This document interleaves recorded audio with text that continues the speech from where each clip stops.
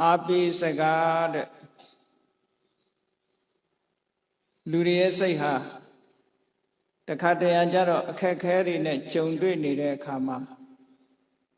စိတ်ဓာတ်တွေဆုတ်နစ်ပြီးတော့သွားတတ်ကြတယ်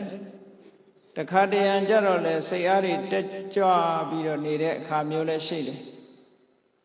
အဲ့ဒါလို့စိတ်ဓာတ်တွေကျနေတဲ့အခါမှာဝိုင်းဝန်းပြီးတော့အားပေးစကားပြောကြရတယ်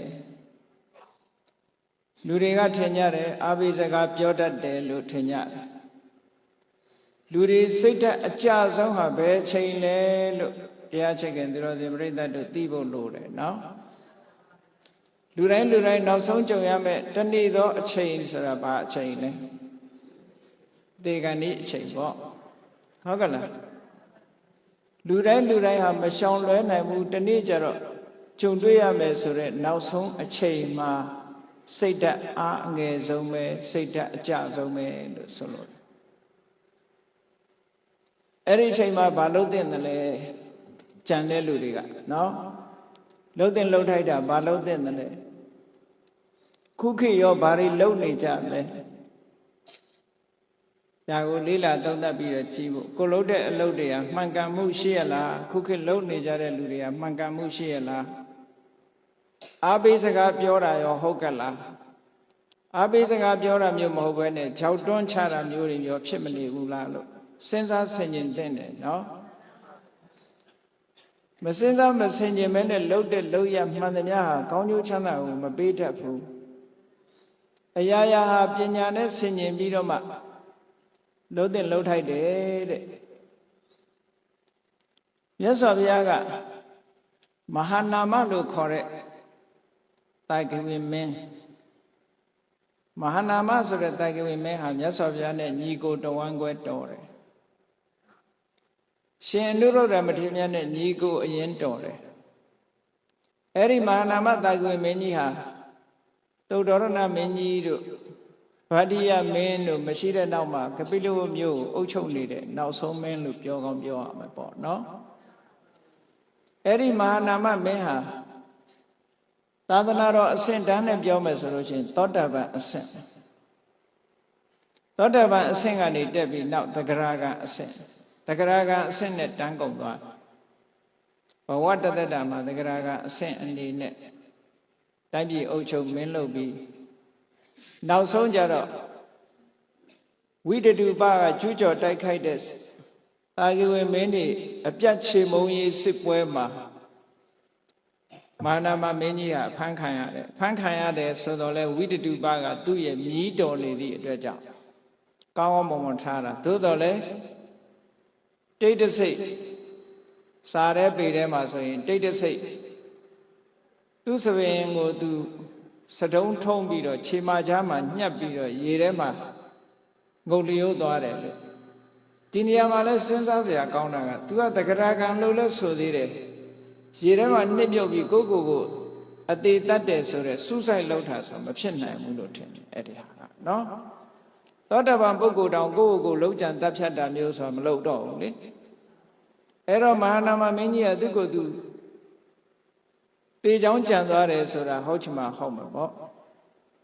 ရေကန်ထဲမှာဆင်းချိုရင်သူ့ရဲ့သီလတကူစွမ်းတကူတွေကြောင့်သူ့ကိုကြည်ညိုကြတဲ့လူသားမဟုတ်တဲ့ရေကန်ဆောင်နတ်တွေနဂါးတွေကနေပြီးတော့စားထဲမှာပါတာဆိုရင်နဂါးတွေကနဂါးပြေမှာခေါ်သွားပြီးတော့အဲ့ဒီမှာ12နှစ်ကြာနေထိုင်တယ်လို့ဒီလိုပြောတယ်နော်အဲ့ဒါလို့ခေါ်သွားတာဖြစ်လောက်တယ်ရေကန်ထဲမှာဆင်းရင်ပြီးတော့ရေချိုးရင်းကနေပြီးတော့ရှာလို့မရအောင်ပျောက်ဆုံးသွားတယ်ပေါ့အဲ့ဒီမဟာနာမမင်းကြီးနဲ့ပတ်သက်တဲ့သုတ်တန်တွေကဘုန်းကြီးတို့စာပေကျမ်းဂန်မှာတော်တော်များများရှိတယ်အဲ့ဒီနေရာမှာမြတ်စွာဘုရားကဘာအဆုံးမပေးထားလဲလို့ဆိုလို့ရှိရင်စဉ်းစားဉာဏ်ရှိတဲ့အမျိုးသားအမျိုးသမီးအမျိုးသားဥပဒကတယောက်ဒီမှာအမျိုးသမီးဥပဒိကမှာလည်းပါတယ်စဉ်းစားဉာဏ်ရှိတဲ့ပုဂ္ဂိုလ်ဟာတဲ့စဉ်းစားဉာဏ်ရှိတဲ့ပုဂ္ဂိုလ်တယောက်ကိုနေမကောင်းထိုင်မသာဖြစ်လို့အသက်အန္တရာယ်ဆိုရင်ရောက်လောက်တဲ့အချိန်ခါမျိုးမှာ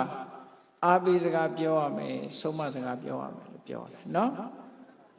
အဲ့ဒီအချိန်မှာစိတ်ဓာတ်အကြဆုံးအားငယ်ဆုံးဖြစ်တတ်သည့်အတွက်ကြောင့်ဒီအချိန်မှာအားပေးစကားပြောဖို့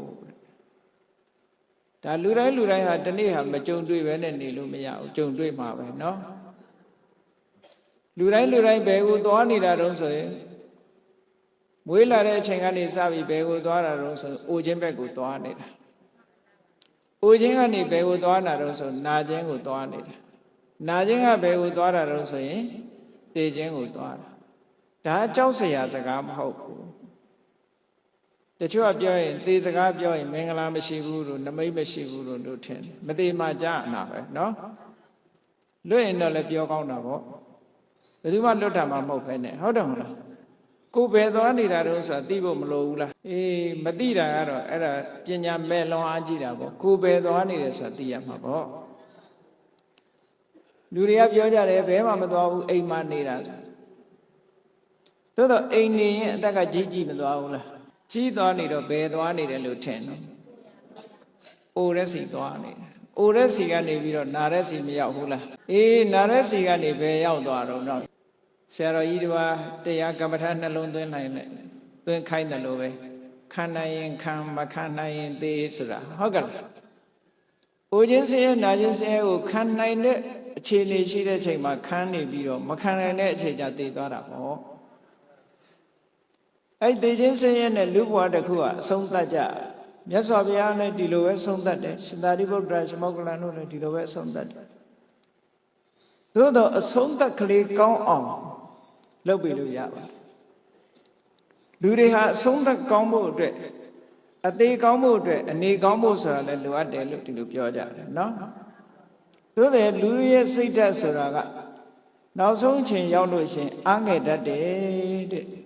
အဲ့ဒါလို့အားငယ်လာလို့ရှိရင်အားပေးစကားပြောရမယ်ဆုံးမစကားပြောရမယ်အခုတချို့တိုးတက်တဲ့နိုင်ငံကြီးတွေမှာဆေးရုံတွေမှာဘာတွေထားတော့လို့ဆိုလို့ရှိရင်ဘာသာရေးဆိုင်ရာအားပေးစကားပြောမဲ့ပုံကိုယ်တွေကိုခန့်ထားလို့ရှိတယ်အခုအင်္ဂလန်တို့မှာဆိုရင်အဲ့ဒီယာဓုခန့်ထားတာရှိ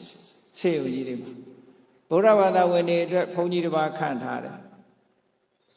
ခရစ်ယာန်ဘာသာဝင်တွေအတွက်ခရစ်ယာန်တရားဟောဆရာဝန်အစ္စလမ်ဘာသာဝင်တွေအတွက်အစ္စလမ်ဟောပြောမဲ့ပုဂ္ဂိုလ်ဒီလိုဆိုင်ရာဘာသာစကားအရာဘာသာတရားအရာအားပေးစကားပြောဖို့ခန့်ထားတာချက်ပလင်လို့ခေါ်ပြီးတော့ခန့်ထားတာတွေရှိ။ဘာဖြစ်လို့တော့ဆိုရင်လူတိုင်းသေကံဤရောက်တဲ့အခါကျတော့စိတ်ဓာတ်တွေကြပြီးတော့မသွားရအောင်တက်တာနဲ့ကိုယ်ဘာသာတရားကိုအာယုံပြုပြီးသိနိုင်အောင်လို့ပေါ့နော်။အဲ့ဒါလို့လှုပ်တာကိုလည်းပဲလက်ခံတဲ့လူလက်မခံတဲ့လူရှိတယ်လက်မခံတဲ့လူကဘယ်လိုတုံးဆိုလို့ရှိရင်ကိုလိန်တဲ့လူနဲ့ပတ်ဝန်းကျင်ကိုလိန်တဲ့လူတွေကသူများကိုလိန်တာတဲ့ကိုလိန်တာလည်းပို့ဆိုးတယ်ဟုတ်ကဲ့လားဗမာပြည်မှာတော်တော်များများနေမကောင်းပြီဆိုလို့ရှိရင်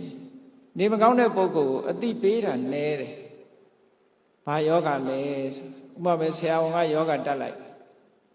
အဲ့တက်လိုက်လို့ရှိရင်ဒီယောဂကိုလူနာယောဂတဲ့မသိအောင်လို့ဖုံးထားကြလိန်ထားကြတယ်ပေါ့လိန်နာကောင်းလားမကောင်းလားစေရနာကတော့သူကသိရင်စိတ်ဆင်းရဲလိမ့်မယ်ဆိုတဲ့စေရနာပါနော်လိန်နာဆိုတာဒီပြင်ကိစ္စတွေလည်းလိန်ကြတာပဲလေသားသမီးတွေကအမေမသိစေနဲ့အဖေမသိစေနဲ့များမလားဘူးလားအဲ့ဒါမျိုးတွေအမြဲတမ်းအသက်ကြီးလာပြီဆိုရင်အလိန်ခံနေရပြီလို့သာအောက်မေ့နော်ကိုလည်လာပြီလို့မအောင်မေ့နဲ့လူငယ်တွေရဲ့အလိန်ကိုအမြဲခံနေရတယ်လို့ပဲအောက်မေ့ပြီတော့ဘာပဲဖြစ်ဖြစ်တဦးတယောက်ကတဦးတယောက်ကိုလိန်တာကိုလိန်တယ်လို့ယူဆကြပြီမယ်ကိုလိန်တာပို့ဆိုးဟုတ်ကဲ့လားကိုမလိန်မိဖို့အမတန်မှအရေးကြီးတယ်အမှန်တိုင်းသိရမယ်ဒါဒီကိစ္စမျိုးဆိုတာစဉ်းစားထားဆရာဝန်စီသွား medical check up လုပ်ယောဂရှိတယ်လို့ယောဂအမယ်တက်လိုက်မှတချို့သိကြောက်တယ်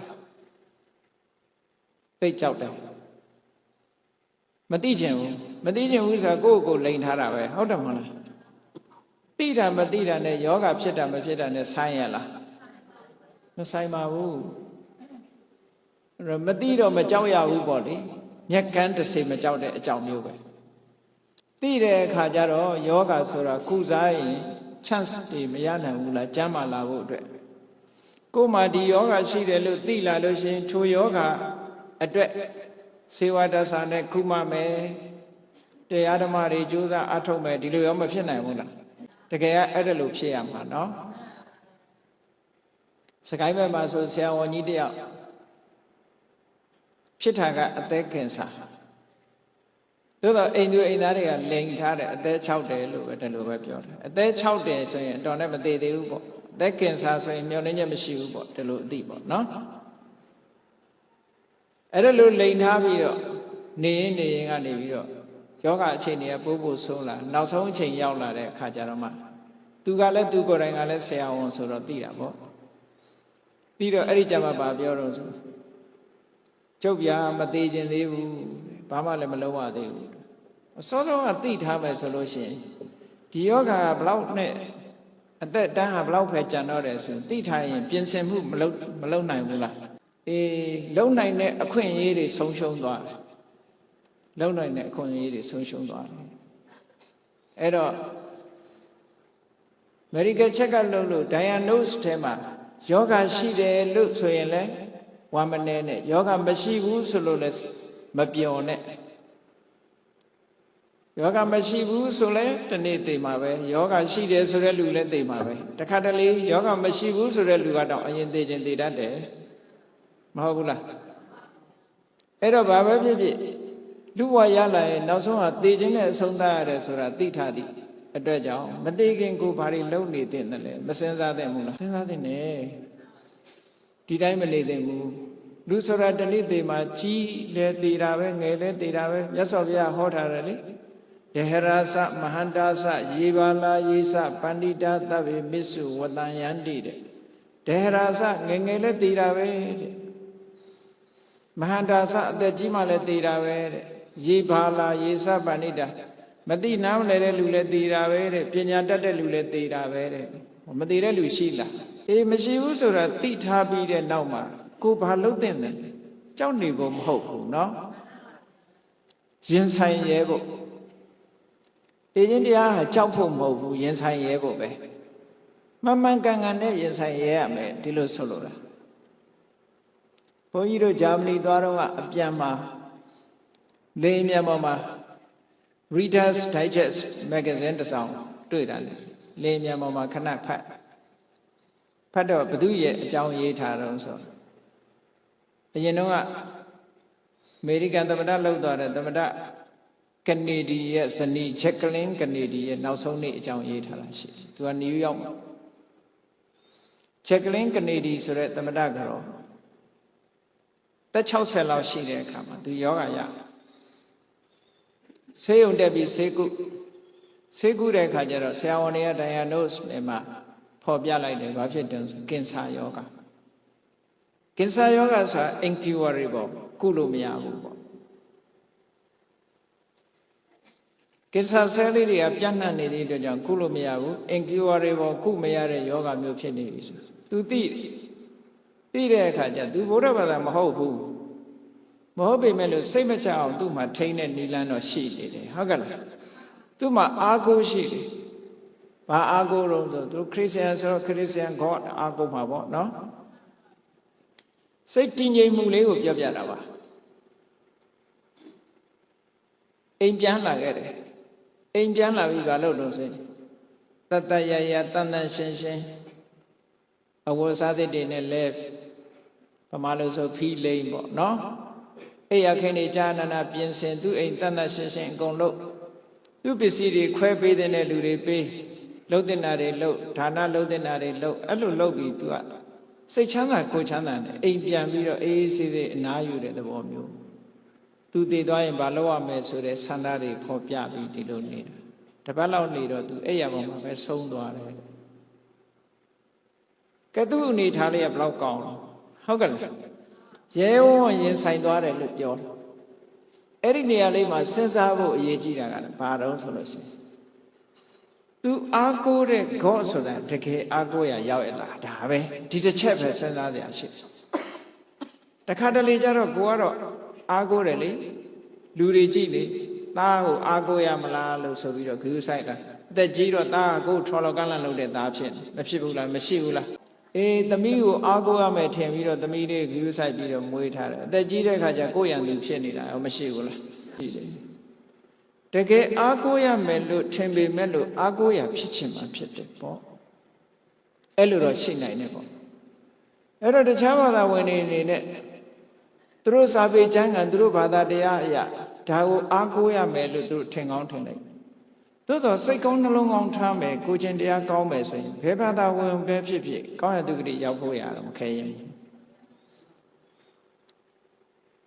ကံကံရဲ့အကျိုးကိုလက်ခံယုံကြည်ပြီးကောင်းတာလုပ်ရင်ကောင်းတာဖြစ်တယ်ဆိုတဲ့အများကိုကူညီခြင်းနဲ့စိတ်အများရဲ့အကျိုးကိုလိုလားတဲ့မေတ္တာစိတ်ရှိရင်ဘယ်ပုဂ္ဂိုလ်မျိုးပဲရှိဘယ်ဘာသာဝင်ပဲရှိဘာသာနဲ့မဆိုင်ဘူးအဲ့ဒါကြောင့်စိတ်ကောင်းနှလုံးကောင်းရှိတဲ့ပုဂ္ဂိုလ်ထိုစိတ်ကောင်းနှလုံးကောင်းကကောင်းတဲ့ဘဝကိုပို့ပေးပါခေါ်ကဲ့တင်တာတော့မဟုတ်ဘူးပေါ့ဟုတ်ကဲ့လား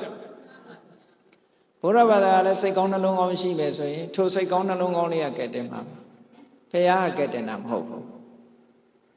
သို့တော့ဘုရားကဒီလိုထားမယ်လို့သင်ကြားပေးထားတယ်ဆုံးမဩဝါဒပေးထားတယ်ပေါ့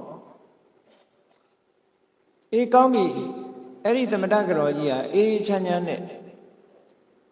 ကြောက်ကြောက်လန့်လန့်မဖြစ်ဘဲနဲ့သိခြင်းတရားကိုရင်ဆိုင်သွားတယ်ဆိုတဲ့အဓိပ္ပာယ်မျိုးအဲ့ဒီမှာရေးသားထားတာဖတ်ရတော့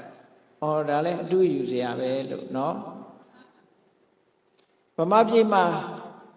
ဟိုးအထက်ကမော်လိုက်မှာဒကမာကြီးတယောက်သူကတရားအမတန်အားထုတ်တယ်သူလည်းဒီလိုယောဂဖြစ်တယ်ယောဂဖြစ်တော့သူယောဂကိုသူကရှုမှတ်ပြီးတော့ယောဂဓာတ်ကိုချိန်မိတ်ပြီးတော့ခံတကူလုံးကြီးလည်းဖောရောင်ပြီးတော့အရေးတွေတောင်ထွက်ပြီးပေါက်ကွဲနေတယ်လို့ပြောတယ်အဲ့ဒါကိုပဲသူတရားရှုမှတ်နေတယ်ဆရာဝန်တွေခေါ်ဆေးကုသူ့ကိုပြောတယ်သူကသူအေးအေးဆေးဆေးနေပါရစေမကုပါနဲ့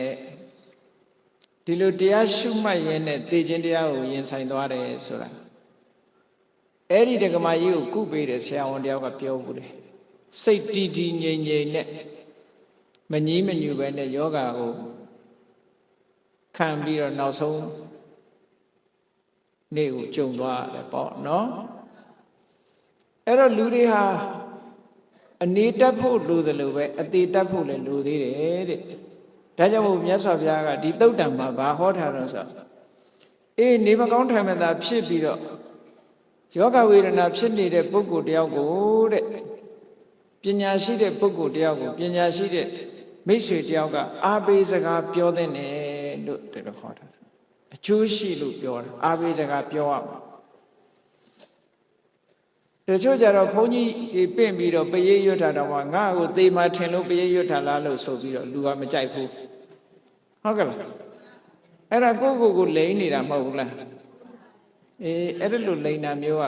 သူများလိန်တာမကောင်းတယ်လို့ကိုလိန်ရင်လည်းမကောင်းဘူးနော်အမျိုးစုံလုံးလေးရှိကြတယ်မြတ်စွာဘုရားကအားပေးစကားပြောရမယ်တဲ့ဗမာပြည်မှာတော့တချို့ကအားပေးစကားမပြောဘဲနဲ့ဘာပြောတော့ဆိုသင်ငယ်စောနဲ့မျောနေတဲ့လူဗန်စာအုပ်ဘယ်နှထားခဲ့တော့မေးတဲ့လူကမျိုးလက်ကောက်တို့စိတ်ငကတ်တို့ဘယ်နှထားတော့တည်တဲ့လူဖြောင်းမှမလားအဲ့လိုမေးဘုန်းကြီးတွေလည်းပြန်တော်မူကန်ဤဆိုရင်အဲ့ဒီကျောင်းကိုဘသူအခက်မှာတော့ကလာသေးတာဟုတ်ကဲ့လားအဲ့ဒါအားပေးစကားဖြစ်ပါမလားမဖြစ်ဘူးတွန်းလွတ်တာနဲ့ဒူးနေတယ်ဟုတ်ကဲ့လားအဲ့ဒါမျိုးမဖြစ်သင့်ဘူးတဲ့တကယ်ကအားပေးစကားပဲပြောရမယ်ဟောမြတ်စွာဘုရားကအားပေးစကားပြောဖို့ဒီသုတ်တံလေးမှာသင်ပေးထားတာကဲဒီသုတ်တံလေးမှာမြတ်စွာဘုရားကအားပေးစကားသင်ပြောရမယ်ဆိုတော့ဘယ်လိုပြောရမလဲဒီနေရာမှာတတိထားဖို့ရကအားပေးစကားပြောတဲ့လူကလည်းပညာရှိတဲ့ပုဂ္ဂိုလ်ဖြစ်ရမယ်အားပေးစကားအပြောခံတဲ့ပုဂ္ဂိုလ်ကလည်းပညာရှိတဲ့ပုဂ္ဂိုလ်ဖြစ်ရမယ်ဆင်ញင်တုံတရားရှိတဲ့ပုဂ္ဂိုလ်ဖြစ်ရမယ်လူမိုက်သွားအားပေးစကားပြောလို့မရဘူးလက်ခံကြမှာခံနော်သူကတော့ငါမသေးသေးဘူးငါသေးမယ်ထင်လို့လာပြောတာလားဆိုရန်တောင်တွေ့လွတ်လိုက်လေဦးမယ်ဟုတ်ကဲ့လား အဲ့တော့အာဘိစကားပြောတယ်ဆိုတဲ့ပုဂ္ဂိုလ်ကလည်းပညာရှိရမယ်ဒါကြောင့်မို့မြတ်စွာဘုရားကပညာရှိတဲ့ဥပဒကသည်တဲ့ပညာရှိတဲ့ဥပဒကနေမကောင်းထိုင်မသာဖြစ်နေရင်အာဘိစကားဆုံးမစကားပြောပါလို့ပြောတာအဲ့ဒါလို့အာဘိစကားပြောလိုက်ရင်အကျိုးရှိနိုင်ငံခြားတိုင်းပြည်တွေကဆေးရုံကြီးတွေမှာမျှော်လင့်ချက်ကင်းသွားတဲ့လူနာတွေဆရာဝန်တွေကဆေးကောက်ကုသမှုကိုဆက်မလုပ်တော့ဘူးဆိုတဲ့လူနာတွေကိုသက်ဆိုင်ရာဘာသာရေးခေါင်းဆောင်တွေဘာသာဝင်တွေကနေပြီးတော့အာဘိစကားပြောဖို့ဆိုပြီးတော့ထားရတယ်သူကောင်းတဲ့အစီအစဉ်တစ်ခုပေါ့နော်အဲ့တော့မြတ်စွာဘုရားကဒီသုတ်တံမှာလည်းပဲအဲ့ဒီအဓိပ္ပာယ်မျိုးဟောထားတာလေဒါဖြင့်အာဘိစကားပြောရမယ်ဆိုရင်ဘယ်လိုအာဘိစကားပြောရမလို့ချက်၄ချက်နဲ့ပြောရမယ်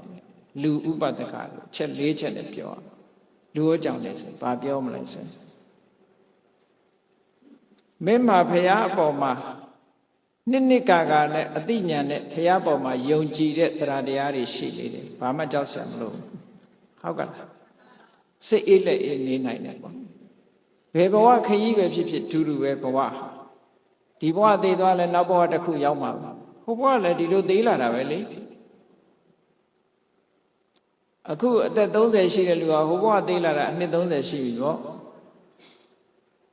မွေးနေ့ဟာသိနေပဲဟိုဘက်ကလာခဲ့တာနဲ့ဟုတ်ကဲ့လားသိတဲ့နှစ်ကိုပြန်တွက်တာနဲ့တူတူပဲလေ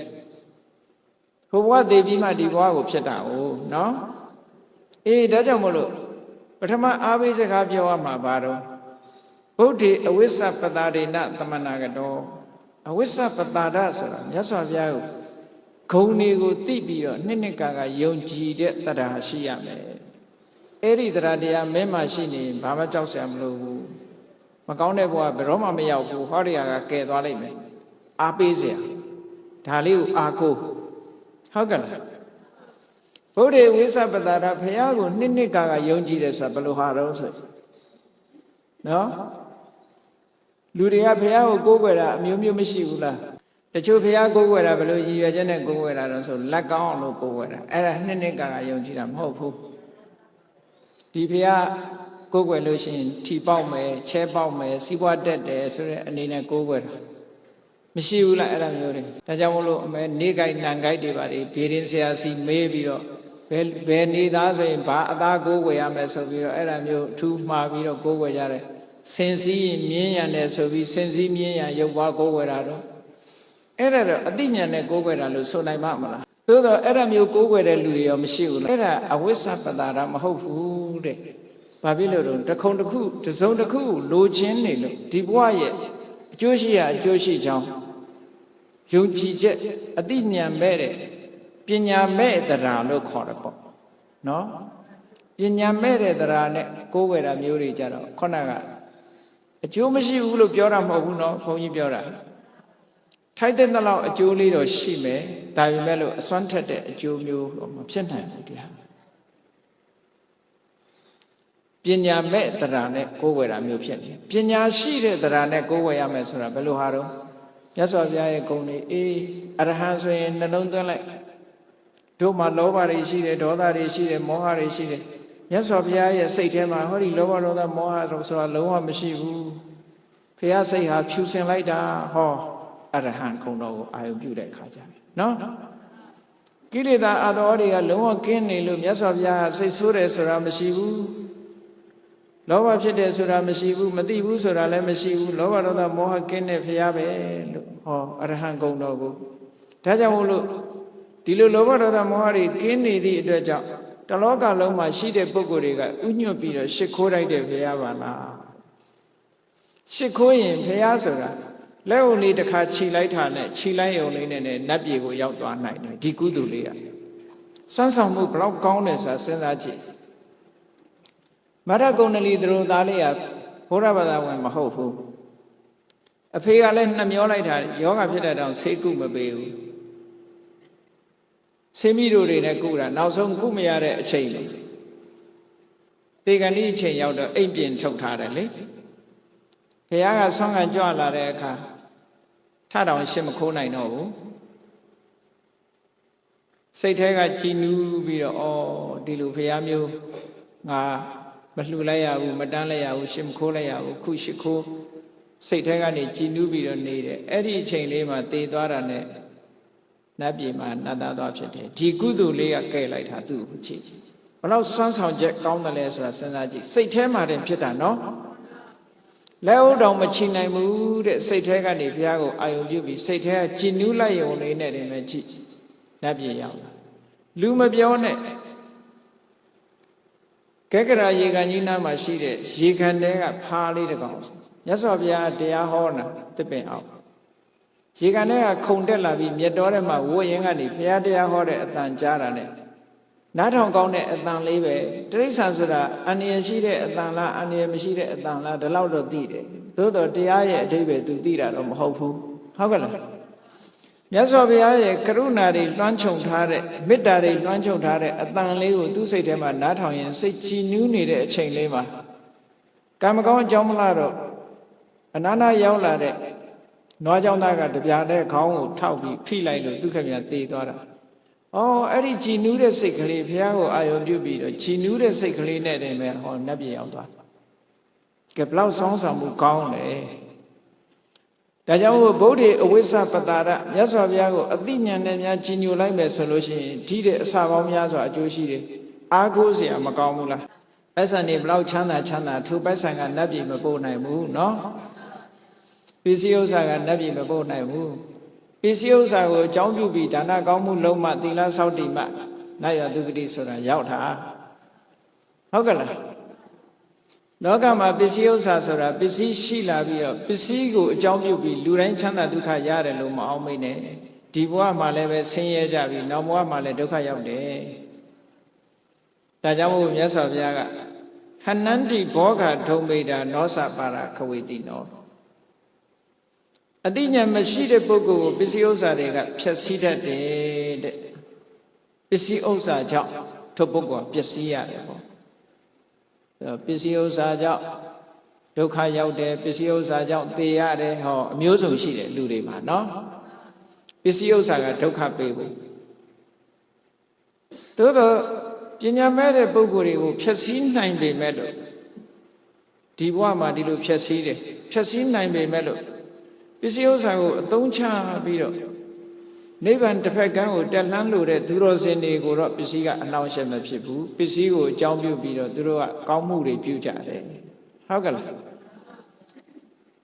အဲ့ဒါလို့မဟုတ်လို့ရှိရင်ဒီဘဝမှာလည်းပစ္စည်းကြောင့်အန္တရာယ်ဖြစ်ရတယ်ထိုပစ္စည်းကိုတတ်မဲ့ပြီးတော့သေရသည့်အတွက်ကြောင့်နောက်ဘဝမှာလည်းပြိတ္တာဖြစ်တယ်ငရဲရတယ်ဒါမျိုးတွေဖြစ်ကုန်တယ်အဲ့တော့ပစ္စည်းဥစ္စာအားကိုးเสียဟုတ်ကဲ့လားမဟုတ်ဘူးအဲ့တော့တကယ်အားကိုးเสียဆိုတာဘာတော့ကိုယ်စမ်းစစ်ကြည့်အဝိဇ္ဇပတာရဖယားနဲ့ပတ်သက်ပြီးဂုံကိုထိထိခိုက်ခိုက်ဂုံတော်ကိုထိရောက်ပြီးငါကြည်ညိုနိုင်ရင်လားဘုရားကိုဂုံတော်ကိုသိပြီးတော့ကြည်ညိုတဲ့ကြည်ညိုမှုမျိုးဟုတ်ကဲ့လားပညာနဲ့တရာလားပညာမဲ့တရာလားကိုယ်စမ်းစစ်ကြည့်ရမယ်နော်အဝိဇ္ဇပတာရဆိုတာအတိညာရှိနဲ့ဘုရားကိုယ်ွယ်တာအဲ့တော့ဘုရားဆိုတာရုပ်စင်းတုကဘုရားကိုယ်စားအနေနဲ့ရှိတာဘယ်လိုရုပ်စင်းတုမျိုးကိုယ်ွယ်မကိုယ်ွယ်ကောင်းမှုဆိုတာလည်းမရှိဘူးဘုရားအမှတ်နဲ့ရှ िख ိုးဥချပြီးတော့ထိုဘုရားမှာအရဟံစတဲ့ဂုဏ်တွေရှိနေတယ်အရည်အချင်းတွေရှိကိုယ်မှမရှိနိုင်တဲ့အရည်အချင်းတွေသမ္မာသမ္ဗုဒ္ဓတရားဓမ္မတွေကိုမှန်မှန်ကန်ကန်ကိုယ်ပိုင်ဉာဏ်ဖြင့်သိတယ်ဆိုတဲ့အရည်အချင်းရှိတယ်ဝိဇ္ဇာစရဏသမ္မာနအတိပညာအတိဝိဇ္ဇာအကျင့်တရားတွေနဲ့လည်းပြည့်စုံတယ်သူကတနိဗ္ဗာန်ထီအောင်ပေါရောက်ပြီးသားလည်းဖြစ်တယ်ကောင်းမြတ်တဲ့တရားစကားကိုခေါ်ပြောနိုင်တယ်လောကဝိတုလောကအကြောင်းကြီးကောင်းကောင်းသိတယ်စသဖြင့်ကိုကြည်ညိုရာဗုဒ္ဓရဲ့ဂုဏ်အရေးချင်းတွေကိုသိပြီးတဲ့အခါမှာမြတ်စွာဘုရားပေါ်မှာယုံကြည်တဲ့ခိုင်မြဲတဲ့တရားတရားရှိနေပြီဆိုရင်အဲ့ဒီတရားတရားလေးကဘယ်လိုနည်းနဲ့မှအပယ်ကိုမကျစေနိုင်တော့ဘူးဒီတရားတရားလေးကြောင့်ကောင်းရတုဂတိရောက်မယ်ဆိုခုနကလိုတေဂဏီမှာစိတ်အားငယ်နေရဘယ်သွားလို့သွားရမှမသိတဲ့စိတ်အားငယ်နေတဲ့ပုဂ္ဂိုလ်ဖို့လမ်းမဖြောင့်ပေဘူးလားဆိုပါစို့လူတယောက်ခရီးသွားတယ်ခရီးသွားတဲ့အခါမှာကိုသွားမဲ့ခရီးကိုလည်းသိတယ် ဟိုရောက်တဲ့အခါမှာလည်းပဲဘယ်မှာနေရမယ်ဆိုတာကိုသိတယ်ဆိုရင်အဲ့ဒီလူဟာခရီးသွားတဲ့အခါပျော်ပါပါမရှိဘူးလားအဲ့ဒီလိုမဟုတ်ဘဲနဲ့မသိတဲ့နေရာမှာဆွေမရှိမျိုးမရှိကိုမသိတဲ့နေရာကိုသွားရမယ်ဆိုရင်ဘယ်လိုများနေရပါမလဲဆိုပြီးတော့စိတ်ထဲမှာအားငယ်မှုတွေမဖြစ်ဘူးလားအဲ့ဒါမျိုးလိုပဲတန်တရားဘဝခရီးတစ်ခုကိုသွားတော့မယ်ဆိုလို့ရှိရင်တေကန်ဒီမှာအားငယ်တာတော့အမျိုးမျိုးပေါ့လက်ရှိကိုခင်မင်တဲ့ပုဂ္ဂိုလ်တွေကိုစွန့်ခွာသွားရမှာတခုကိုမြတ်နိုးတဲ့ပစ္စည်းဥစ္စာတွေကိုစွန့်ထားကြရမှာလဲဒါအားငယ်စရာတခုပေါ့နော်အဲ့တော့ကိုခင်မင်တဲ့ပုဂ္ဂိုလ်တွေတို့ကိုမြတ်နိုးတဲ့ပစ္စည်းတွေတို့ဆိုတာကိုယ့်အတွက်အားကိုးရဟုတ်ကလားမဟုတ်ဘူးကိုယ့်ရဲ့ရင်ထဲနှလုံးထဲမှာဖြစ်တဲ့ဘုရားပေါ်မှာနှစ်ကကြီးညိုတဲ့သရတရားပညာနဲ့ကြီးညိုတဲ့သရတရားတွေသာလည်းကိုယ့်အတွက်အားကိုးရအစစ်ဖြစ်တယ်အားကိုးလိုက်ပါတဲ့အဲ့ဒါအားကိုးထားပြီးဘာမှမပူနဲ့မင်းမဟောဘုရားကိုကြီးညိုတဲ့သရစိတ်တွေပညာနဲ့သိတဲ့သရစိတ်တွေရှိနေတယ်အဲ့ဒါကြောင့်မို့လို့စိတ်အေးလက်အေးနေဘာမှမပူနဲ့တေးသွားဒီတဲ့ကောင်းတဲ့ဘဝရောက်မယ်ဒီလိုအားမပေးတတ်ဘူးလားဟောတကယ်အားကိုးတဲ့အတိုင်းရောမဖြစ်ဘူးလားလို့ဆိုဖြစ်တယ်တကယ်အားကိုးတဲ့အတိုင်းဖြစ်တယ်ဟုတ်ကဲ့လားအဲ့တော့ဒီဘဝဒီခန္ဓာကိုယ်ကြီးကအသက်အရွယ်ကြီးလာလို့ကောင်းတော့တာမှမဟုတ်တာလောကလူတွေကြည့်တယ်အသက်ကြီးလာလို့ရှိရင်မကောင်းတဲ့စိတ်ရင်းတွေကများလာတယ်သိတယ်ကိုယ့်အကိုတွေ့ကြည့်ပြောကြတယ်လေဖိုးကြီးဖွားကြီးတွေမျက်စိကမကောင်းဘူးမျက်စိမှုံနေနားလည်းမကောင်းဘူးတဲ့ဟောမကောင်းတာမျက်စိတစ်ခုတည်းနဲ့မဟုတ်မျက်စိလည်းမကောင်းဘူးတဲ့နားလည်းမကောင်းဘူးတဲ့ဒူးလည်းမကောင်းဘူးတဲ့ဟောမကောင်းတာတွေများမလာဘူးလားဒီတဲ့ပိုရောက်များလာလို့ရှင်ဘာဖြစ်လို့နှလုံးကမကောင်းဘူးတဲ့ကြောက်ကမကောင်းဘူးနဲ့အသေးကမကောင်းဘူးနဲ့ဆိုမကောင်းတာတွေကောင်းတာတစ်ခုမှကိုမရှိတော့ဟုတ်ကဲ့လားအကောင်းတွေကုံသွားလို့ရှင်ဘာဖြစ်လဲသေရတော့တာပေါ့ပြီးတော့မတဲ့တဲ့ဆင်းရဲတွေလည်းများလာတယ်အသက်ကြီးလာလို့ရှင်ဟုတ်ကဲ့လားအစဆုံးဝက်သားမတဲ့ဘူးတဲ့ဘာဖြစ်လို့သွေးတို့ရှိလို့တရားမတဲ့ဘူးတဲ့ဘာဖြစ်လို့စီးကြိုယောဂရှိတယ်ဟောမတဲ့တာတွေရောများမလားဘူးနောက်ကြတော့ဘယ်သူနဲ့မှမတဲ့တော့ဘူးဆိုရင်ကိုယ့်ဘက်ကိုအဲ့ဒါသုတ်တန်ရောက်တော့တာပဲအဲ့တော့တေချာစဉ်းစားကြည့်မကောင်းတာတွေကလည်းများလာတယ်မတဲ့တာတွေကလည်းများလာတယ်ဒါတန်ဝေကဖြစ်เสียမကောင်းဘူးလားငယ်ငယ်တုန်းကတော့မတဲ့တာဆိုမရှိဘူးကုံစားနော်မကောင်းတာဆိုလည်းအကုန်မရှိဘူးကုံကောင်းအဲ့တော့ဒီလိုဖြစ်လာတဲ့အခြေအနေမျိုးကိုယ်တိုင်သိရမှာပေါ့အဲ့တော့ကျန်တာတွေကမကောင်းဘူးကျန်တာတွေနဲ့မတည့်ဘူးဆိုရင်ကိုတဲ့ဖို့အတွက်ကဘာတော့ဆိုလို့ရှိရင်တရားဓမ္မနဲ့တော့တဲ့အောင်နေရမယ်ဟုတ်ကဲ့လားမျက်စိမကောင်းခြင်းနေခါမကောင်းခြင်းနေနားမကောင်းခြင်းစေကြောက်ကမကောင်းစေခြင်းနေနှလုံးမကောင်းခြင်းနေအသေးမကောင်းခြင်းနေဘာကောင်းအောင်စိတ်ကလေးကောင်းနေဖို့လိုတယ်ဟုတ်ကဲ့လားအဲ့ဒီစိတ်ကလေးကောင်းနေအောင်ဘုရားပေါ်မှာနှစ်ကယုံကြည်တဲ့တရားတရားလေးကောင်းနေဖို့လိုတယ်တဲ့အဲ့ဒါလေးကောင်းနေလို့ရှိရင်ကျန်တာတွေကပြစ်ထားခဲ့ရမှာပဲကောင်းလည်းပြစ်ရတာပဲမကောင်းလည်းပြစ်ရတာပဲငယ်ငယ်ရွယ်နဲ့သေတော့လေကောင်းတော့ပြစ်ထားခဲ့တာပဲမဟုတ်လားခန္ဓာကိုယ်ကြီးဆိုတာငယ်ငယ်နဲ့သေသွားတဲ့လူလည်းကောင်းတော့ပြစ်ထားခဲ့တာအသက်ကြီးမှသေတဲ့လူကမကောင်းလို့ပြစ်ခဲ့တယ်ဆိုရင်ငယ်ငယ်နဲ့သေရင်ကောင်းတာတော့ကောင်းတော့ပြစ်ထားခဲ့ရတာပဲဟုတ်ကဲ့လားအဲ့တော့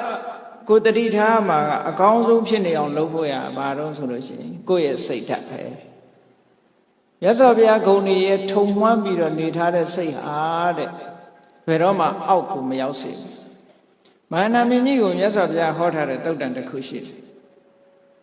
မဟာနာမပူနဲ့တဲ့သီလနဲ့ထုံမှန်းထားတဲ့စိတ်သမာဓိစွမ်းအားတွေနဲ့ထုံမွမ်းထားတဲ့စိတ်ပညာစွမ်းအားတွေနဲ့ထုံမွမ်းထားတဲ့စိတ်ဟာဘယ်တော့မှအောက်ကိုမကျစေဘူးဥပမာမဲ့ထောပတ်အိုးကြီးကိုရေထဲမှာခွဲလိုက်မယ်ဆိုလို့ရှိရင်အိုးခွဲတွေကအောက်ကျပါတယ်ထောပတ်တွေကတော့အပေါ်တက်လာဟုတ်ကဲ့လားစီအိုးကြီးကိုခွဲလိုက်လို့ရှိရင်လည်းအိုးခွဲတွေကအောက်ရောက်သွားပြီးတော့စီကတော့ရေပေါ်တက်လာမှာပဲအဲ့ဒီတိုင်းပဲဖះချီညိုတဲ့စိတ်ကလေးကအပေါ်တက်လာမှာဘာမှပူစရာမရှိဘူးဒါကြောင့်မို့လို့အားပေးတာလူပြေကမကောင်းတဲ့ခန္ဓာကိုယ်ကြီးကိုစွန့်ပြီးတော့နတ်ပြေကိုသွားဆိုတာအားပေးတာဘလို့အားပေးတော့ဆိုရင် မြေအိုးကိုခွဲပြီးတော့ရွှေအိုးကြီးကိုရယူတယ်လို့ပဲတဲ့မရှိဘူးလားဟုတ်ကဲ့လားအခုလို့ကိုယ်စိတ်လေးကောင်းတဲ့ပုံကိုယ်တွေကြတော့မြေအိုးခွဲပြီးတော့ရွှေအိုးကြီးယူတယ်ဆိုတော့လူတိုင်းမြေအိုးခွဲပြကြမှာကြီးပဲရွှေအိုးပဲရကြကြမှာပေါ့အဲ့တော့လူဘဝကနေနတ်ဘဝရတယ်ဆိုတာဟာမြေအိုးခွဲကိုပြစ်ထားခဲ့ပြီးတော့ရွှေအိုးကိုရယူတာနဲ့တူတူပါပဲတဲ့ဟောဒါကြောင့်မို့လို့အဲ့ဒီမိမိနဲ့ယဉ်နေတဲ့မိတ်ဆွေသင်္ဃာတွေဆွေမျိုးသားချင်းတွေကိုဒီလိုအားပေးစကားပြောပါတဲ့ဒါတစ်ချက်နော်နောက်တစ်ခုကဓမ္မေအဝိဇ္ဇပတာရိဏသမနာကတော်တဲ့ဘာမှအားမငယ်နဲ့မင်းမဓမ္မအပေါ်မှာယုံကြည်တဲ့အသိဉာဏ်သက်ဝင်တဲ့တရားတရားတွေရှိတယ်ဓမ္မကိုနှစ်ကယုံကြည်တယ်မြတ်စွာဘုရားဟောတဲ့တရားသည်ဘယ်တော့မှလွဲမှားတာမရှိဘူးတဲ့ဒါဓမ္မရဲ့ခုံတစ်ခုပဲဟုတ်ကဲ့သွားခါတော့မြတ်စွာဘုရားအကျိုးနဲ့အကြောင်းနဲ့စီရီယောဟောထားသည့်အတွက်ကြောင့်လွဲချော်တစ်ခုမှမရှိဘူးတန်ဋိဋ္ဌိကိုကိုယ်တိုင်ကျင့်ကိုယ်တိုင်သိနိုင်တဲ့တရားဖြစ်တယ်အကာလိကောအခုကျင့်အခုရတဲ့တရားမျိုးဖြစ်တယ်အေဟိပတိကောကိုယ့်ရဲ့မိတ်ဆွေသင်္ဃာတွေလာပြီးတော့လှုပ်ကြည့်စမ်းပါလို့ဖိတ်ခေါ်လိုက်တဲ့တရားမျိုးဖြစ်တယ်ဩပနေကအခုပဲစိတ်ထဲမှာနှလုံးသွင်းအခုပဲစိတ်ချမ်းသာသွားစေနိုင်တယ်ဩပိဿတံဝေရိတဘောဝိညုဟိသူတော်ကောင်းတွေဟာကိုအတိအတိကိုကျင့်ကိုခံစားရတယ်တဲ့ဟောဘုရားရဲ့တရားတော်တွေရဲ့ခုံကြီးတွေကိုဒီလိုနှစ်ကသိပြီးတော့ယုံကြည်တဲ့တရားတရားဟာစိတ်ဓာတ်ကလေးကိုဖြူစင်စေတယ်အဲ့ဒီဖြူစင်တဲ့စိတ်ဓာတ်ကလေးကခန္ဓာကိုယ်ကြီးကဘယ်နေရာကမကောင်းကောင်းသူကကောင်းတဲ့ပုံကိုဆောင်သွားမှာပဲဟုတ်ကဲ့အဲ့ဒါကြောင့်မို့လို့အားငယ်စရာဘာရှိဘာမှမရှိဘူးကြည့်လေတချို့ဆိုလို့ရှိရင်ဥပမာခရီးသွားတယ်ဟိုမှာဆွေတွေမျိုးတွေအရင်ချာတွေရှိတယ်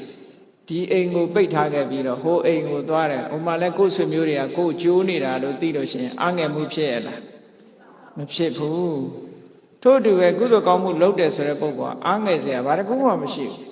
မြတ်စွာဘုရားအဲ့ဒါကြောင့်မို့လို့ပုံညာလိပဋိကနန္တိကုသိုလ်တွေကကျိုးနေကြမှာတဲ့ဘယ်ဘုံသွားကိုလှုပ်ထားတဲ့ကုသိုလ်တွေကိုယင်တဲ့နှလုံးထဲမှာစိတ်ဓာတ်ထဲမှာဖြူစင်ပြီးတော့နေတဲ့ကုသိုလ်တွေကကိုယ်ကိုကျိုးနေကြမှာအဲ့ဒါလိုအားပေးစကားပြောရမယ်တဲ့စိတ်ငကကြီးပဲထားလာလို့သွားတော့မမေးနဲ့နော်အဲ့ဒါမျိုးတွေကိုအခုခေတ်တော့မေးနေကြတာပဲလေဒါမျိုးပဲဟုတ်ကဲ့လားဘုန်းကြီးတွေပြန်တော်မူတောင်အေးဆေးဆေးမပြန်တော်မူရအကြောင်းဘသူအခက်မှာတော့မျိုးကလာသေးတာအဲ့တော့ဘယ်လိုလုပ်ကောင်းရသူကတိရောက်နိုင်မှာမလို့စိတ်တွေကိုညှဉ်းနှွမ်းသွားအောင်လှုပ်ချောက်လိုက်တယ်လို့မဖြစ်ပေဘူးလားအားပေးစကားပြောရမှာကအိုးကိုအားကိုးစရာတွေအများကြီးရှိတယ်ဘာမှမပူနဲ့ဟုတ်လားကိုယ်စိတ်ထဲမှာအားကိုးတွေရှိတယ်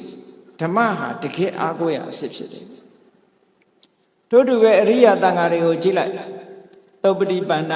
ဘုရားဟောတဲ့အတိုင်းမှန်မှန်ကန်ကန်ကျင့်နေကြတယ်ဥစုပတိပန္နဖြောင်းဖြောင်းမတ်မတ်ကျင့်ကြတယ်ညာယပတိပန္နလမ်းစဉ်မှန်မှန်ကျင့်တယ်သာမိစိပတိပန္နနော်ဘယ်တော့မှလွယ်မကြည့်ပဲနဲ့မှန်မှန်ကန်ကန်ကျင့်တယ်ဆိုရဟောအကျင့်မှန်ကန်မှုတွေအကျင့်မှန်ကန်မှုတွေကိုကျင့်ထားသည့်အတွက်ကြောင့်အာဟုနေယအဝေးကယူလာတဲ့ပစ္စည်းတွေလှူဒန်းပြီးတော့ပူဇော်လိုက်တယ်ပါဟုနေယဧည့်သည်တွေအတွက်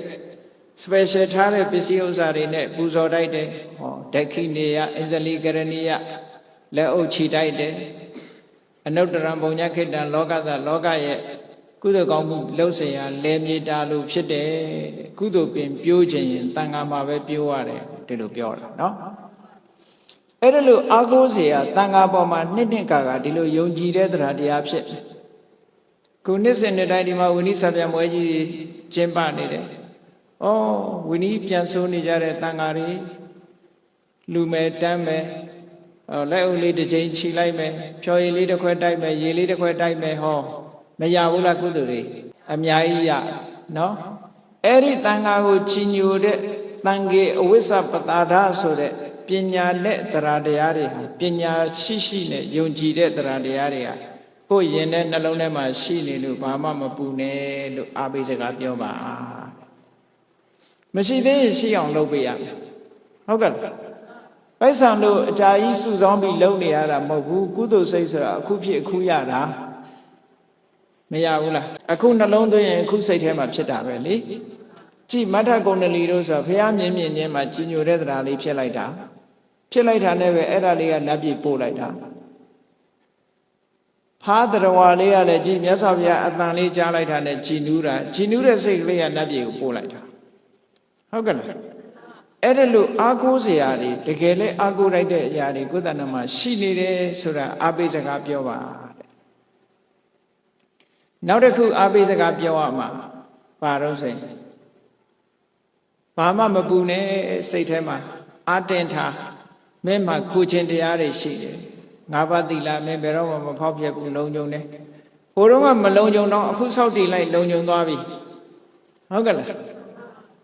ကိုတော့ကမလုံခဲ့ပေမဲ့လို့အခုဥရတဲ့လဲနေတဲ့အချိန်မှာငါးပါးသီလဖောက်ဖျက်တာရှိသေးလားကိုမသင်ငယ်စောနဲ့မျောနေတာချင်းလေးတွေပါလေးတွေတတ်အောင်မလားတတ်လောက်တော့ပါအောင်နော်ငါးပါးသီလပြည့်ဝလုံချုံပါဏာတိပါဒတို့အရိဏဒါနကာမေတုမေသာစာရမုဒဝါဒသူရမေရိယဆိုတဲ့ဒီကံ၅ပါးနဲ့လုံခြုံပြီးတော့သီလဖြူစင်းနေတယ်ခုဆောက်တည်ခုဖြူစင်းတာကြည့်လေမကောင်းတာတွေကဘယ်လိုပဲလှုပ်ခဲ့ကောင်းတာတွေလှုပ်တဲ့အချိန်ကစပြီးတော့နှလုံးသွင်းလိုက်မယ်ဆိုရင်စိတ်ဟာကြည်နူးွယ်ဖြစ်တယ်ကိုသီလလေးကိုအာယုံပြုတစ်ချိန်တစ်ခါတော့ကိုကငါးပါးသီလချိုးဖောက်ခဲ့ပေမဲ့လို့ဒီအချိန်မှာမချိုးဖောက်ဘူးလို့နှလုံးသွင်းလိုက်မယ်ဆိုရင်နှလုံးသွင်းလိုက်တာနဲ့ချက်ချင်းကုသိုလ်ဖြစ်လာတာရှင်အင်္ဂုလိမာလာယုကိုမြတ်စွာဘုရားကအင်္ဂုလိမာလာပရိတ်ကိုဟောတဲ့အခါမှာကြည့်ပေါ့ယတောဟံပဂိနိအရိယာယဇာတိယဇာတောနာဘိဇာနာမိသင်္စိစပါဏံဇိဝိတဝရောပေတာကြည့်အရိယာအမြတ်အရိယာဇတ်ဖြစ်တဲ့ယဟန်ဘဝရလာတဲ့အချိန်ကနေစပြီးသေစေလျော်တဲ့စိတ်နဲ့ဘယ်တတ္တဝါမှမတတ်ပါဘူးလို့ပြောတယ်ဟိုတုန်းကတတ်လိုက်တာတကယ်လူသားသမားကြီးပဲလေဟုတ်တယ်မဟုတ်လားအဲ့ဓာတွေကိုပြန်မတွေးနဲ့ယဟန်ဖြစ်တဲ့နေ့ကစပြီးဘယ်သူမှမတတ်တော့ဟုတ်တယ်မဟုတ်လားအဲ့ဒါမျိုးလို့ပဲသီလအခုဆောက်တည်ရင်အခုဆောက်တည်တဲ့အချိန်ကစပြီးငါးပါးသီလလုံးတယ်လို့စိတ်ထဲမှာထားအာတင်းအဲ့လိုအာဘိစကားပြောရမယ်အရိယာတွေစောင့်ထိန်နဲ့မြတ်နုံစောင့်ထိန်နဲ့ဒီငါးပါးသီလပြည့်စုံအဲ့ဒါလိုကျင့်ကြံကြိုးကိုအထောက်ပါအဲ့ဒါတွေရှိနေသည့်အတွက်ကြောင့်ဘာမှမပူနဲ့အာတင်းထားဟောစိတ်ကလေးကြည်နူးမသွားဘူးလားနေမကောင်းတဲ့လူတယောက်ဟာသူ့မှာအာကိုးစရာတွေဖရာပေါ်မှာကြည်ညိုတဲ့တရားရှိတယ်တရားပေါ်မှာကြည်ညိုတဲ့တရားရှိတယ်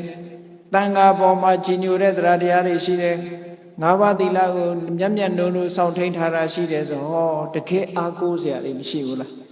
အဲ့ဒါလို့အာကိုးစရာတွေရှိပြီးလို့ရှိရင်သူ့ကိုဆက်ပြီးတော့ပြောရမယ့်စကားလေးတွေကြံသေးတယ်ဒါကအာပိစကားပြောတာဟုတ်ကဲ့လား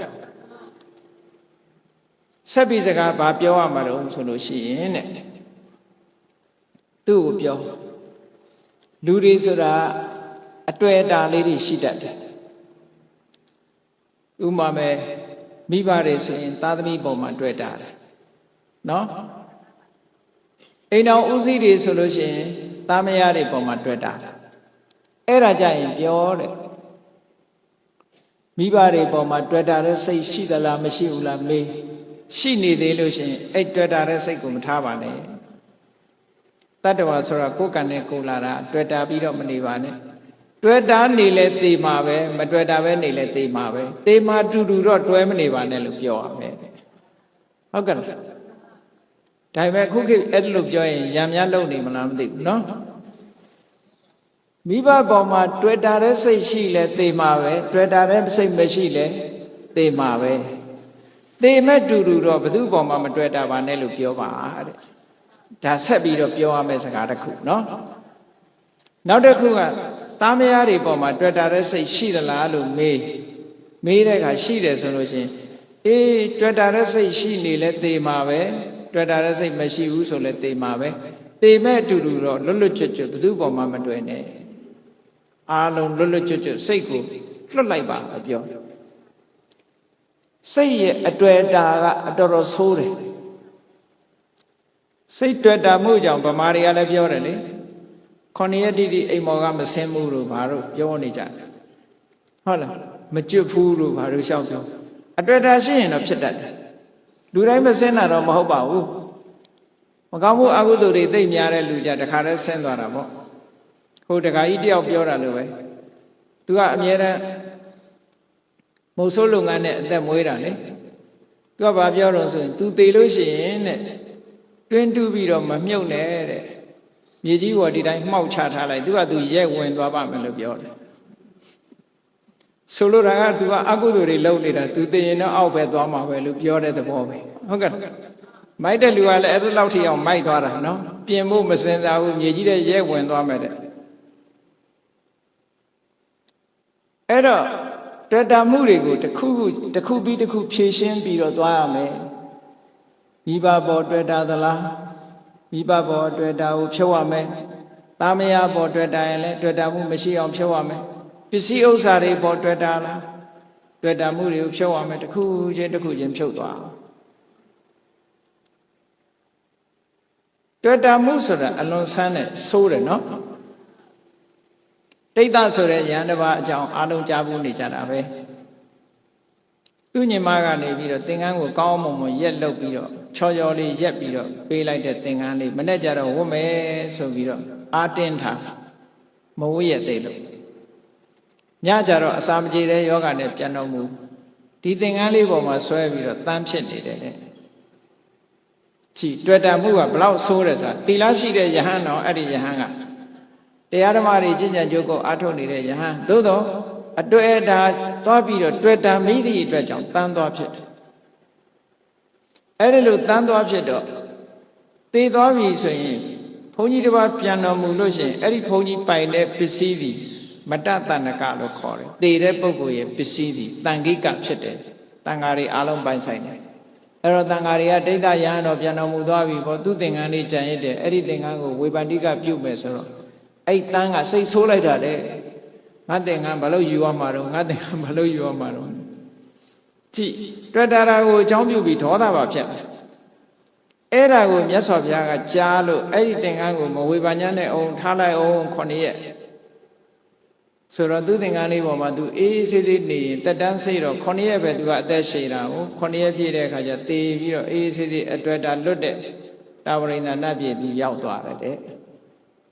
ကြည့်သူ့ရဲ့သီလစွမ်းအားကြောင့်တာဝရိန္ဒနတ်ပြည်ရောက်သွားတွေ့တာကသီလတဲ့အရင်လက်ဦးသွားပြီးတော့တန်းဘဝရောက်သွားတာကြောက်เสียအလွန်ကောင်းတယ်ဒါကြောင့်မို့အတွေ့တာမထားပါနဲ့လို့ပြောပြရမယ်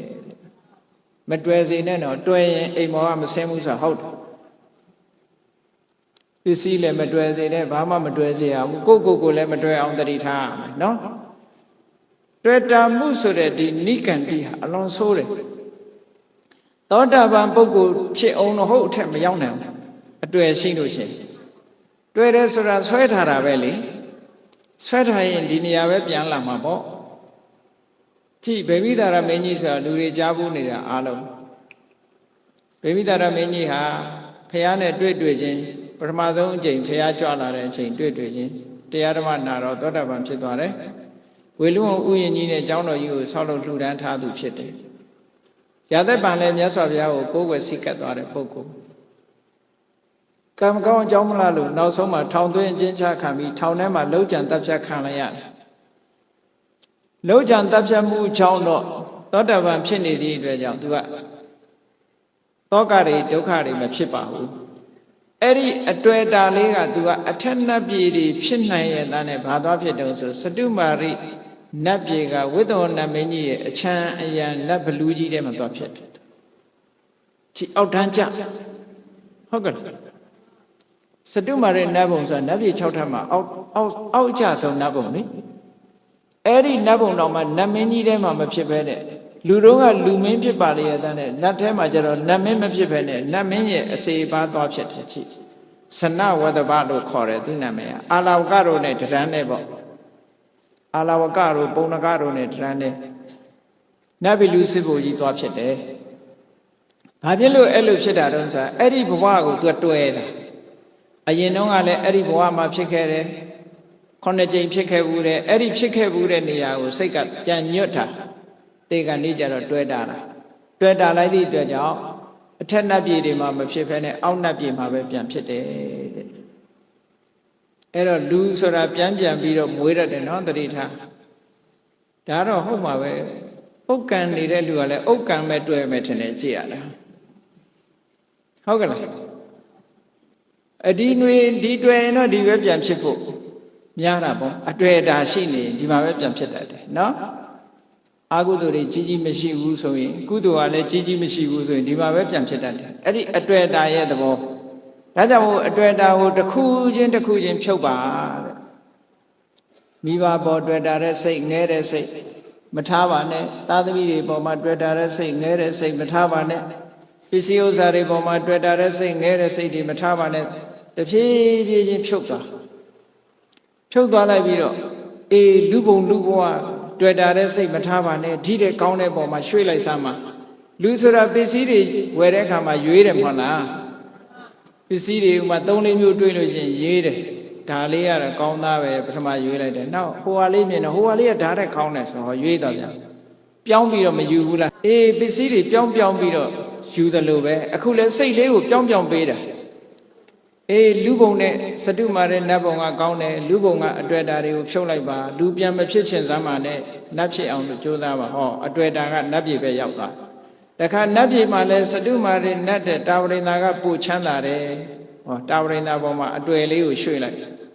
တာဝရိန္ဒာပေါ်တွေ့တဲ့အတွေ့လေးကိုတခါတာဝရိန္ဒာတဲ့ပိုကောင်းတဲ့နတ်ဘုံကယာမနတ်ဘုံရှိတယ်ဆိုတော့ယာမနတ်ဘုံပေါ်တွေ့တာမှုကပြောင်းမသွားဘူးပစ္စည်းတွေချထားတဲ့အခါမှာဟုတ်လားတစ်ခုတည်းတစ်ခုကောင်းတဲ့ပေါ်မှာစိတ်ကရောက်သွားတယ်လို့ပဲယာမကနေတုတိတာကနေနေမာနရတိကနေပရနေမိတဝဒဝတိဟောနတ်ပြည်6ထပ်တစ်ခုချင်းပြောင်းပြီးကောင်းတဲ့ကောင်းတာတွေရွေးသွားလိုက်တာနောက်ဆုံးပဲရောက်တော့ဆိုဗြဟ္မပြည်ကပိုကောင်းတာပေါ့ဆိုဟောကဘာချီပြီးတော့အသက်ရှည်တယ်ဗြဟ္မပြည်ကပိုကောင်းတယ်ဆိုဟောဗြဟ္မပြည်ကိုလည်းတွေ့တဲ့စိတ်လေးပေါ်လာတဲ့အခါကျတော့သူ့ကိုလည်းပြန်ဖြုတ်တယ်ဗြဟ္မဘုံဆိုတာလည်းပဲတဲ့အသက်ရှည်ပေမဲ့လို့မမြဲဘူးမခိုင်မြဲဘူးတနေ့ကြလို့ရှိရင်ပြောင်းလဲသွားအောင်မှာပဲအဲ့တော့အပြောင်းအလဲမရှိတာဘာလို့ဆိုရင်သက်ကာယនិရောဓခန္ဓာကိုယ်ကြီးလုံးဝချုပ်ငြိမ်းသွားတဲ့နိဗ္ဗာန်ပဲနိဗ္ဗာန်ထိအောင်အတွေ့အထိဖြုတ်သွားပြီးနိဗ္ဗာန်ထိအောင်ပို့ပေးလိုက်တယ်အဲ့ဒီပုဂ္ဂိုလ်ဟာတည်ငါတခဏအားဖြင့်ကတော့ကြည်စဉ်းစားကြည့်သူလိုချင်တာဘာဖြစ်သွားတော့ဆိုရင်နတ်ပြည်တွေရောဗြဟ္မပြည်တွေရောဗြဟ္မလိုချင်လာတယ်နောက်ဆုံးကြတော့အဲ့ဒီလိုချင်မှုတွေ့တာမှုတွေအလုံးဖြုတ်ပြီးတော့ခန္ဓာကိုယ်ကြီးချုပ်ငြိမ်းတဲ့နိဗ္ဗာန်ကိုပို့မပြစ်လိုက်ဘူးလားအဲ့တော့သူ့စိတ်လေးကလွတ်မသွားဘူးလားအတွေ့အတာတွေအလုံးကလွတ်သွားတယ်အဲ့ဒီလွတ်သွားတဲ့အတွေ့အတာဟာတဲ့ယဟန္တာပုဂ္ဂိုလ်ရဲ့စိတ်ဓာတ်မျိုးလိုဖြစ်သွားပါတယ်လို့မြတ်စွာဘုရားဟုတ်ကဲ့လားအတွေ့အတာတွေတဖြည်းဖြည်းဖြုတ်သွားလိုက်တာဟာနောက်ဆုံးနိဗ္ဗာန်ထိအောင်ရည်မှန်းချက်ထိအောင်ရောက်သွားပြီးတော့ရောက်ရှိသွားတယ်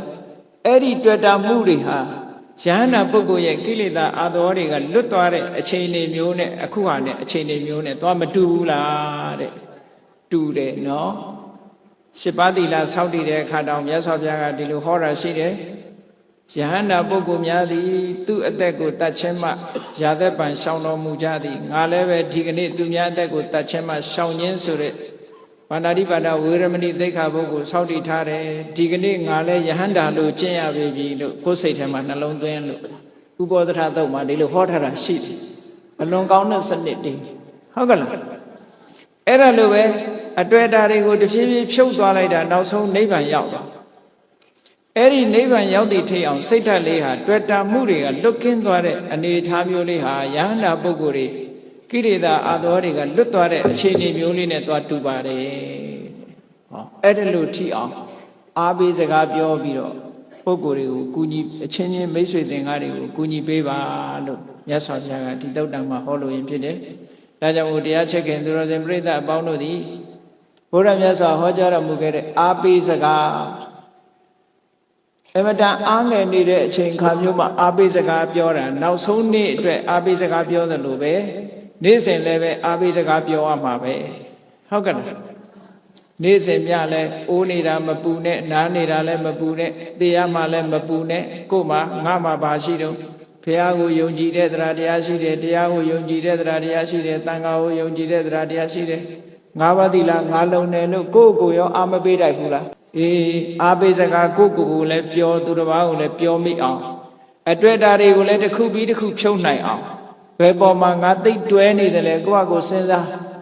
ဟုတ်လားအဖိုးကြီးတွေအဖွားကြီးတွေဆိုမြီးပေါ်တွဲသလားမေးကြည့်ပေါ့နော်တွဲလို့ရှိရင်မတွဲဖို့ကိုယ့်အကိုပစ္စည်းပေါ်တွဲရင်လည်းမတွဲဖို့မတွဲမိအောင်ကိုယ့်ကိုအတွေ့အတာတွေကိုတဖြည်းဖြည်းဖြုတ်ပြီးတော့နောက်ဆုံးအတွေ့အတာကင်းရနိဗ္ဗာန်ချမ်းသာထီအောင်ဥတည်ပြီးတော့သွားနိုင်အောင်ကျင့်ကြံကြိုးကိုအထောက်ကြရမှာဖြစ်ပါတယ်ဒါကြောင့်မို့တရားချစ်ခင်သူတော်စင်ပရိသတ်တို့သည်ဘုရားမြတ်စွာဟောကြားတော်မူအပ်တဲ့ဒီမဟာနာမသုတ်ထဲမှာလာတဲ့အာဘိစကားဆိုတဲ့တရားကိုလိုက်နာကျင့်သုံးပြီးအတွေ့အတာတွေလုံးဝလွတ်မြောက်ခါနိဗ္ဗာန်ချမ်းသာကိုကိုယ်စီကိုယ်ငါမျက်မှောက်ပြုနိုင်ကြပါစေကုန်သတည်း